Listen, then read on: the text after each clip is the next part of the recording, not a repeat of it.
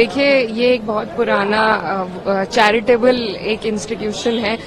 वक्फ की जो जमीन है वो कैसे दी जाती है, सबसे पहले ये समझने की जरूरत है। अगर मैं आपको कुछ दे रही हूँ, उसमें कोई तीसरा इंसान, मैं आपको अपनी चैरिटी अपने मन के हिसाब से आपको कुछ दे रही हूँ, उसमें कोई दूसरा इंसान आपको आके बताए कि आप उसका किस तरीके से इस्तेमाल कर सकते हैं, और सारी की सारी जो पावर्स है वो आप अगर जिला अधिकारी को दे देंगे तो उसमें I don't think it helps anybody and we are totally against it. ये सिर्फ इंटरफेरेंस है, क्योंकि ये सरकार जिस तरीके से इनको मैंडेट मिला है और यूपी में जितनी बड़ी हार मिली है उसी का बदला लेने के लिए सबसे पहले माइनॉरिटीज पर अटैक होता है। और मुझे लगता है अगर इसी तरीके से अटैक हुआ, it's not just an attack on minorities but also on the constitution, on article 14, article 25, article 26, it's a direct attack. So, and it is not just for Muslims. I think all the minorities in the country need to be aware of this government's intent, of their intent to interfere with one's personal beliefs and religious institutions. So I think this is not what my country stands for. This is not what my constitution stands for, and we stand against this bill and we will oppose it tooth and nail. देखिए, superficially ये जो सरकार है कुछ भी बदलाव लाने के लिए हमेशा महिलाओं का इस्तेमाल, मैं खुद एक मुस्लिम महिला हूं और मैं बहुत अच्छी तरीके से पहले भी जब ट्रिपल तलाक का बिल आया था तो भी यही कहा गया था, पर मेरी मांग भी थी, मैंने मिनिस्टर ऑफ एजुकेशन से मांग करी थी कि आप अगर महिलाओं के लिए कुछ करना चाहते हैं तो आप उन्हें पहले पढ़ाइए, और अगर ये उसमें महिलाओं को इंक्लूड करना चाहते हैं वो एक सिर्फ वो स्टिपुलेशन नहीं है, इसमें सारी पावर जिलाधिकारी को दी गई है, इसमें सारी पावर, इसमें और people from other communities have to be a part of it.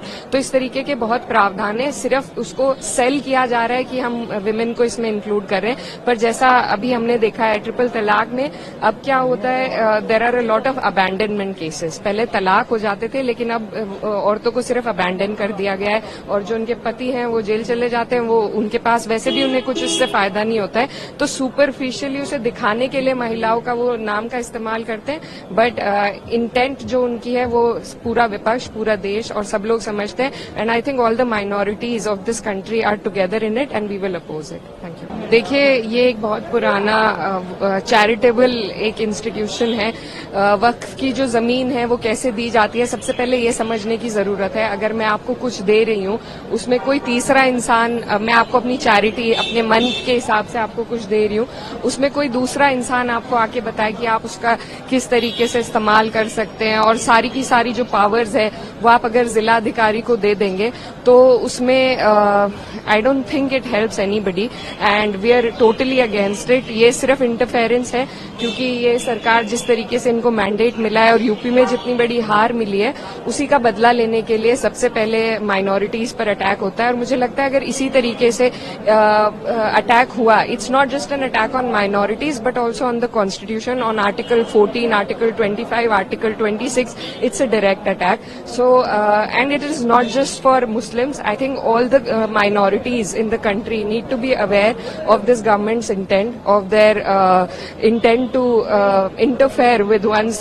personal beliefs and religious institutions. So I think this is not what my country stands for. This is not what my constitution stands for, and we stand against this bill and we will oppose it tooth and nail.